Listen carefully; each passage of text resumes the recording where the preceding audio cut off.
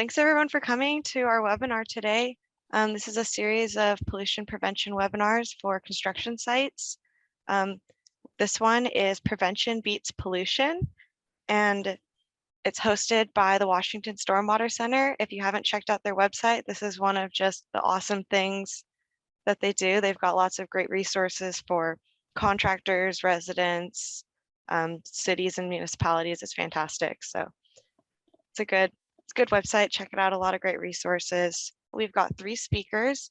The first speaker is Royce Young, and she works at the City of DuPont, and she has been inspecting stormwater BMPs all over the place in 6 different states. She has experience doing industrial, municipal, and construction stormwater inspections. I will be the second presenter. I work at the City of Vancouver in water resource protection. And then our last presenter is Mike Centifer with Point Environmental, and he has been working in environmental services for over 15 years, and he brings a lot of experience working with construction projects all the way from design to completion while ensuring environmental compliance and protection. Hey, welcome everyone. My name's Royce. My presentation today is going to be pollutants. What are they and where do they come from? An overview of my presentation is we're going to talk about what pollution is, what construction pollutants cause pollution, and what construction activities create those pollutants. As I'm going through this, please be thinking about what the #1 construction pollutant is, and if there's ever a chance that there should be no construction pollutants at a construction site. So what is pollution? The Oxford Dictionary says, the presence in or introduction into the environment of a substance or thing that has harmful, poisonous effects. Merriam-Webster actually has 2 definitions. The first one, the action or process of making land, water, air, etc. dirty and not safe or suitable to use. The second one, the action of polluting, especially by environmental contamination with man-made waste. And then we get into what pollution is from the Stormwater Management Manuals of Eastern and Western Washington from the Department of Ecology. So you can see it's much longer.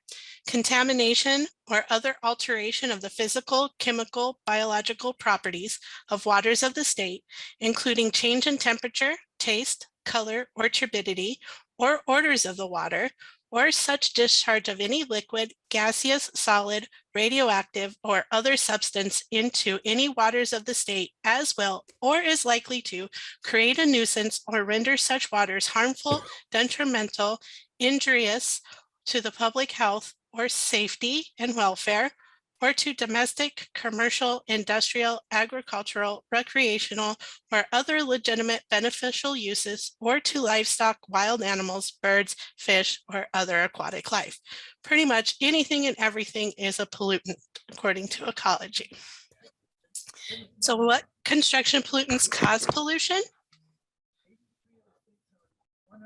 We see this one constantly at construction sites. Sediment or dirt, the #1 pollutant. And this one as well. We have fuel, which be diesel or gasoline. We have spills from equipment, vehicle fluids, hydraulic fluid, antifreeze, oil, automatic transmission fluid.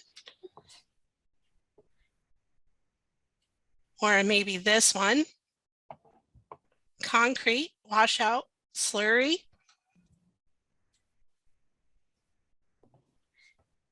And this one, chemicals, any chemicals, including fertilizers.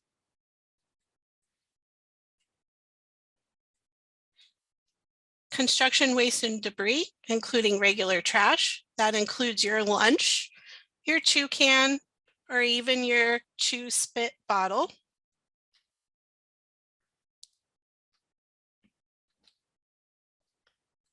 Dust.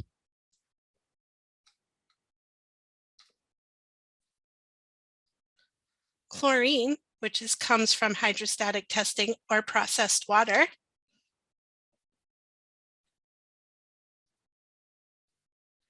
Drywall mud.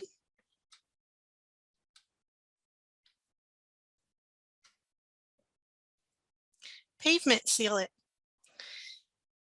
As you know, only rain down the drain. Anything that can get into stormwater when it rains can be a pollutant. Are there any pollutants that you know of that I forgot? Now, the activities that can create these pollutants. For sediment, we have dirt work, track out from personal vehicles, delivery trucks, heavy equipment. Fuel could be refueling, dripping fuel on the ground, the storage of that fuel, those containers leaking, residue on the container from when you're refueling, leaks from personal vehicles, heavy equipment, or even a generator. Equipment and vehicle fluids come from equipment maintenance, dripping fluids on the ground, storage, those containers leak, the residue on those containers, leaks from personal vehicles, heavy equipment, or even a generator. Concrete, the pouring of concrete, not cleaning excess concrete up, washing the chute out on the ground, on-site washout areas not properly maintained, storage, eco pans overflowing, improper storage, and leaks. Mishandling of concrete. Concrete raises the pH of the water. Chemicals, again, filling equipment or containers, dripping them on the ground, the storage, containers leak, residue, leaks and spills. Construction debris, improper disposal, not having the appropriate containers, throwing personal trash on the ground, any residue from proper storage, building demolition. Dust can come from dirt work, heavy equipment moving, personal vehicle movement, cutting concrete or asphalt, brake dust, building demolition, chlorine in processed water, hydrostatic testing, power washing. The high levels of chlorine in the water will kill aquatic life. It has to be less than 1.1 parts per million. For paint, be washing out brushes, trays, buckets onto the ground, road painting and sprayers, commercial building painting, spills, storage, residue on the containers. Drywall mud, rinsing out trays or containers, rinsing off tools, spills of rinse buckets. Pavement sealant, could be applying without enough time to dry, spills, the spray, carelessness when spreading or spraying. And these are just some of the pollutants at a construction site. And for more information, you can contact me if you'd like. My name is Royce. Maddie Burke is up next with the City of DuPont. So I'm going to talk about spills and planning for spills at construction sites. So I'm going to talk about planning, preventing, responding, some of the spills that I've encountered while I'm inspecting in Vancouver, and also spill kits. So anytime you have a construction site, you want to plan for a spill. You know your site better than anyone else, so you're the best person to identify the spill risks. So you want to stop and you want to think about what risks there are. There are always risks. It's never NA.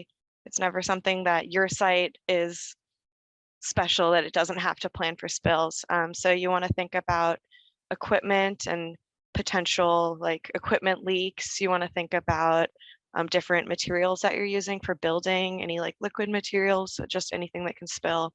And if you stop and consider them, it'll make a huge difference when trying to prevent these spills. You want to designate who's in charge of a spill, and then you also want to have maybe a second or third in command. So you want to say, I'm person A, I'm in charge of the spill. I know exactly what to do in case of a spill, and then let people on the site know that in case of a spill to contact you. And that way you can make sure that procedures are followed correctly.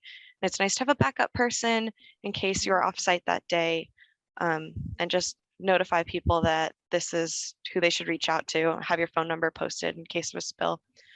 You want to talk to your subs. You are responsible for any waste material that your subs are dealing with on your site. It's very common that I will be talking to someone about a spill and they say, oh, well, the concrete guy did it. You know, I just can't talk to that driver.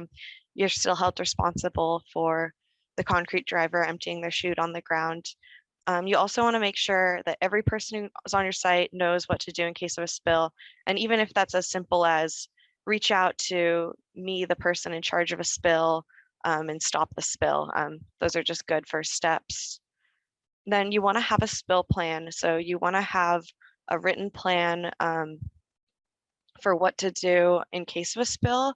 And you want to have spill kits in those places that might be higher risk for a spill. And I'm going to talk about spill kits a little later. You also want to post information for your spill plan in an accessible location. So maybe at the job trailer or somewhere where a spill may be likely. So step 2 is to prevent spills. You want to secure all your liquids. Don't ever leave the cap off a gas can or any liquids. We live in Washington and it's going to rain. And when it rains, it's going to overflow the container and cause a spill. The next way to prevent spills is to inspect your equipment, inspect containers and also mechanical equipment. If it looks dangerous, if it looks like it hasn't been maintained or cared for properly, don't use it. Not only because of spills, but it can also be a safety liability for yourself. You want to practice good handling and storage of all dangerous materials. Dangerous waste has to be labeled, so you want to make sure it is labeled properly and legible. And a lot of liquid dangerous waste is required to be stored under secondary containment, or to have secondary containment in case it overflows, and also be stored under cover. So you want to practice this whenever you can. And if you do use a dangerous material, you want to put it back under cover once you're done, instead of leaving it out overnight. You also want to designate how to dispose of your dangerous waste so that you don't have to store it on site and worry about it spilling. And then last step is to respond to spills. Spills happen all the time. We get multiple a week. We know it. You know, we're not here to be super mad every time it happens, but you want to be prepared for it. You know, don't think it just happens to everyone else. So yeah, you create a plan to respond to spills. And anytime you see a spill, step 1 is to stop the spill. So if it's coming out of equipment, you want to turn off the equipment and block wherever it's spilling from.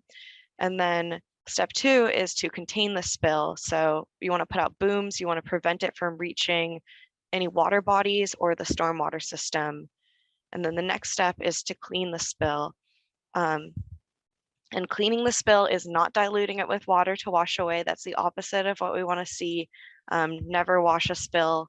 When you clean it, you want to use dry cleaning methods like absorbent, kitty litter, or pads. And then last, you want to report the spill. So if you have your spill kit on site, you can stop the spills quickly. But if you get the spill contained, then you can get a little more time to get collected and clean it up and make sure that it's not impacting any stormwater systems, any water bodies. And then, yeah, you report your spill to the Department of Ecology.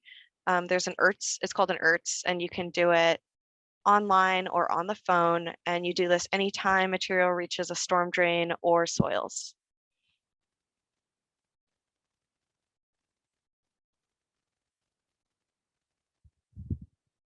So now I'm going to talk about some of the spills I've seen in Vancouver. And Royce actually mentioned all of these pollutants previously, so just shows these are what come from construction sites. So here's paint wash. This is a sub. They didn't have a place or talk to the contractor about where to wash out their painting, brushes, and equipment, and so they dumped it on the ground, and that counts as a spill. And another one we see quite a bit is Sawcut Slurry. So anytime you're cutting concrete, you want to make sure to contain that slurry, whether that's with booms or wattles, and make sure it does not reach the storm drain.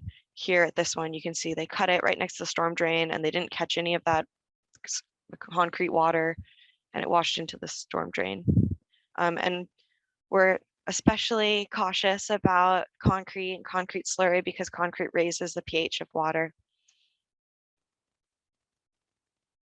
So here's another spill, and this one was a hydraulic fluid leak, and they did respond to the spill. They put down absorbent. You can see they put down some booms. and then they left that absorbent overnight. And so this actually counts as mismanagement of a spill. Do not do that. Do not leave your materials overnight. And I know sometimes the absorbent has to be down for a little while to properly absorb any like oils or the hydraulic fluid, but you don't want to leave it. And this actually ended up getting rained on, which you definitely don't want because absorbent just gets really gross when it's soaking wet and turns into like clay. So here is a concrete washout spill. Here you can see they use the eco pans for their concrete washout area, but then it ended up raining and overfilling the eco pans, and that concrete wash spilled out of the pan and onto the ground.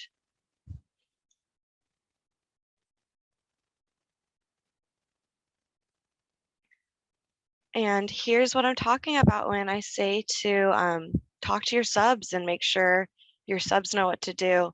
So the subs had disposed of drywall mud into this catch basin you can see on the left, and it just threw the mud in there off their tools. And then you can see a downstream manhole was impacted as it mixed with the water, and then stormwater isn't treated before it goes out into public waters. So here is an outfall, and that muddy water is going right into the creek. So super visible, and then the contractor got cited for their sub improperly disposing of their material. And then here was a pretty crazy spill we had. So pavement sealer was applied on top of asphalt, and then the construction crew left. And before the pavement sealer had cured, it ended up raining, and you can see it got all over the public street and then eventually washed into Burnt Bridge Creek. And so you can see the creek is brown and drastically impacted, and Department of Ecology got involved, and it was a really giant cleanup effort. Just because the rain can do that. So I'm telling you about all these spills, so hopefully you can learn from them and make sure spills like these don't happen at your sites, and see that, you know, these do happen, and they're not like drastic mistakes. It's not like, you know, it's not like anyone was trying to make a mess. But sometimes these spills just happen, and they can get out of hand if you're not prepared for them. So the best way to prepare for your spill is to have spill kits, and there's different kinds of spill kits. There's a large scale spill kit, and you want to have one of these anywhere liquid chemicals are used. So if you have any on-site fueling, that's where you'd want to store a large scale spill kit. There's also a vehicle spill kit, and these are usually contained to a bucket, and so that you can just store the bucket inside your vehicle and drive it around to different spills. And these can usually absorb up to 5 gallons of oil. But you'll have different size spill kits and different types of spill kits depending on the spill risks you identify at your site. But all spill kits usually include the following items, even though it's in like different quantities and different types. So there's usually absorbent pads. There's a loose absorbent that you can sweep on, such as kitty litter. There's oil absorbent pads and also booms. There's trash bags, and then there's PPE, so like gloves and any safety equipment that you'd need to clean the spill safely.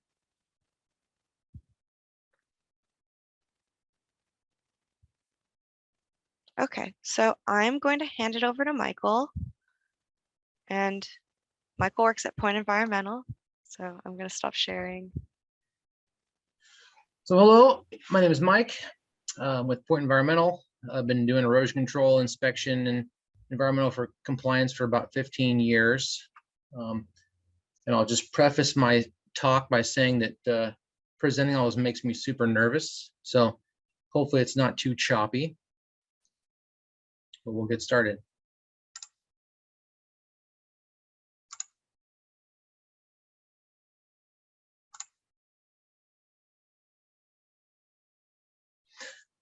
So I'll give an overview of my talk, which is working with your CESCL inspector or your erosion control inspector.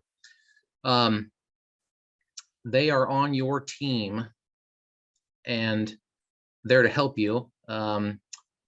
We'll talk about sharing all of the project permits and documents.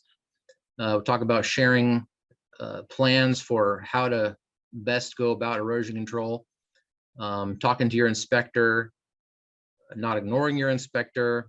We'll look at a case study about some preventable discharges.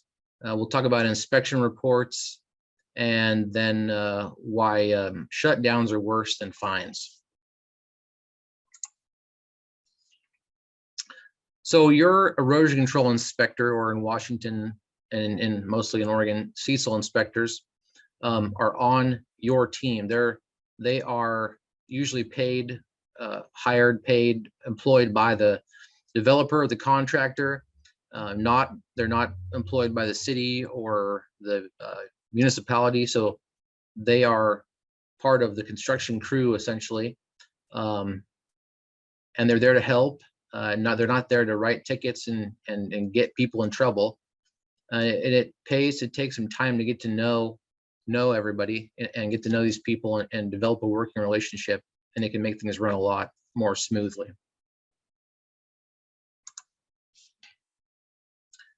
The first thing to do when starting a project with your CESCL inspector is to hand over all of the permit documents and anything that pertaining to erosion, sediment, or pollution control. And then they'll organize all that stuff into a logbook or some kind of a binder, and provide that on site for the construction staff, and also for any kind of agency representatives who might come out looking for those documents. What we do is provide a card on site that you see, like you see here, that has a QR code that links to a file, which you can download anything you want to see, drawings or reports or photos of the site, whatever it might be. So that's the first thing that they'll do for you, and it'll organize your project and make it easy for everybody to look at what they need to look at. The second thing is to sit down and have a meeting and talk about your ideas that as a contractor you have or you're planning to do to control any kind of erosion and prevent sediment from entering the nearby water resources.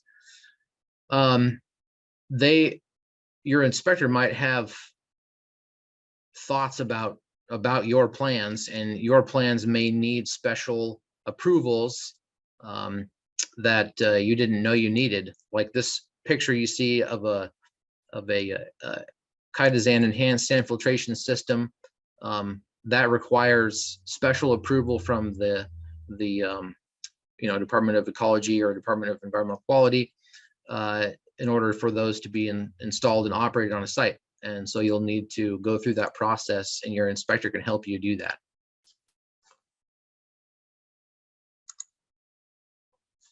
Also, you probably have a better idea than some of the things your inspector is suggesting. Just because your inspector gives you a big list of things that they think you should do, doesn't mean that you have to do all those things. And you probably know your project better than your inspector does. You know that the workflow, and you probably have a better idea of a BMP that might serve your interest and also stop your erosion from occurring, or prevent the sediment from leaving your site. This photo here is of a project, and they came up with this plan to pump their dirty stormwater, which they diverted from the site to a basin and pumped it up into this gravel berm with a flow spreader, which worked great. Wasn't one of the things we suggested, because we didn't even know that they owned the property where this flow spreader was placed. So we would have never suggested that they do that, but in fact it was an excellent solution and worked out really well.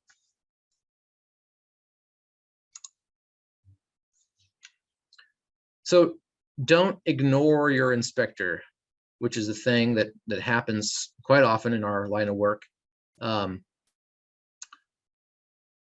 failing to work with your inspector, or at the very least do what they suggest that you do to repair your BMPs and whatnot, can result in fines for simply ignoring your inspector, not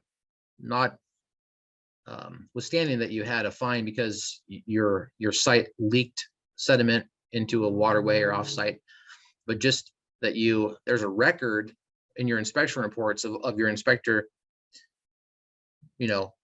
making these inspections and writing down all these issues over and over and over again. And that record will be used against you if you choose to ignore it.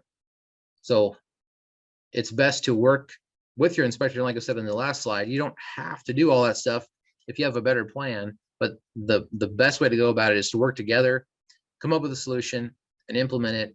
And then your inspector can check that off the report saying this was completed or concluded or fixed in a different way, and this issue is no longer a problem. And then that can't be used against you if you ever get inspected by an agency or city or municipality.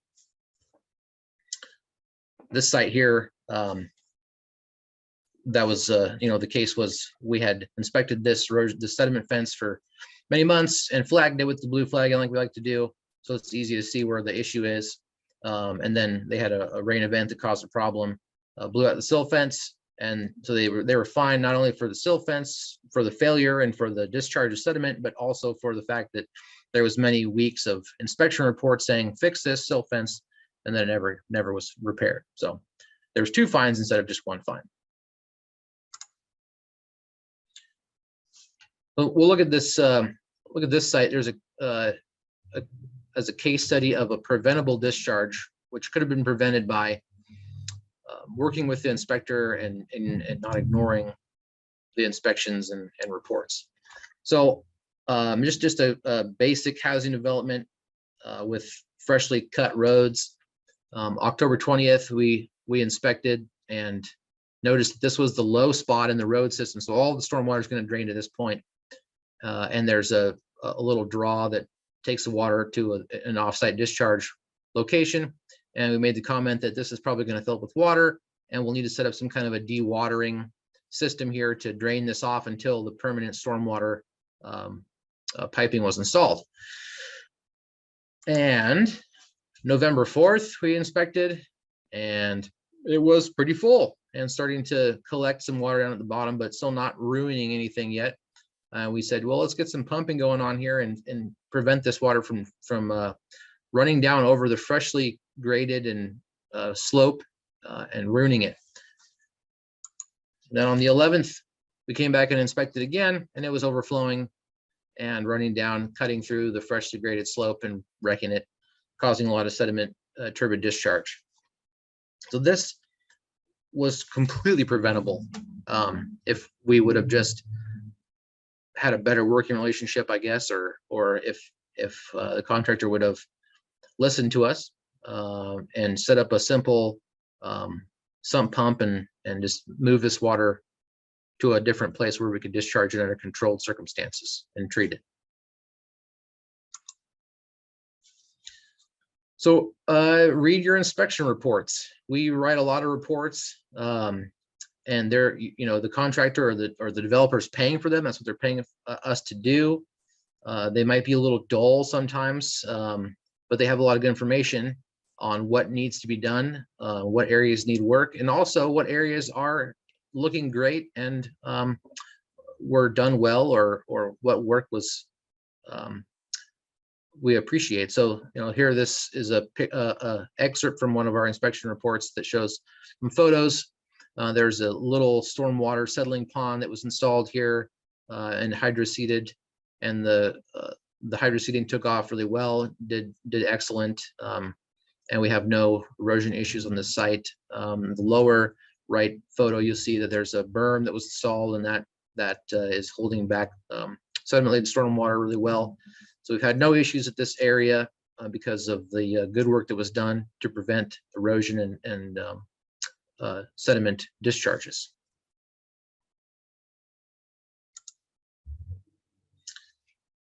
So shutdowns are worse than fines. With this project that you see, this photo was a large project, and it was shut down for a period of probably a month, pretty close to a month, while erosion and sediment control repairs were made project wide. So there was a fine, and that was, you know, painful. But I think the fact that they had, you know, 24 pieces of steel sitting there idle and a bunch of guys just working on erosion control for a month probably cost 10 times what the fine was, and, you know, lost a month's worth of production, and that hurts a lot more than the fine. It hurts a lot more than being proactive in trying to prevent this sort of stuff. And this project, we were screaming for, you know, a good month that we got to do something before the rains hit, and it just didn't occur. And then we ended up with the situation that you see there. And that's just a little clip that was like that all over the place. So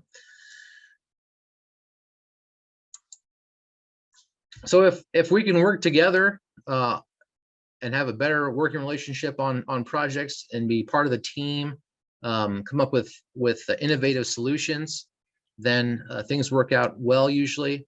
And we have a tendency to try to help more often, and do nice things like build this 3-cartridge Kaizen sock diffuser for the contractor, which was a boon for this project as well. So yeah, I think that's all I have to say. Thanks for coming. Have a good weekend. Thank you, everyone.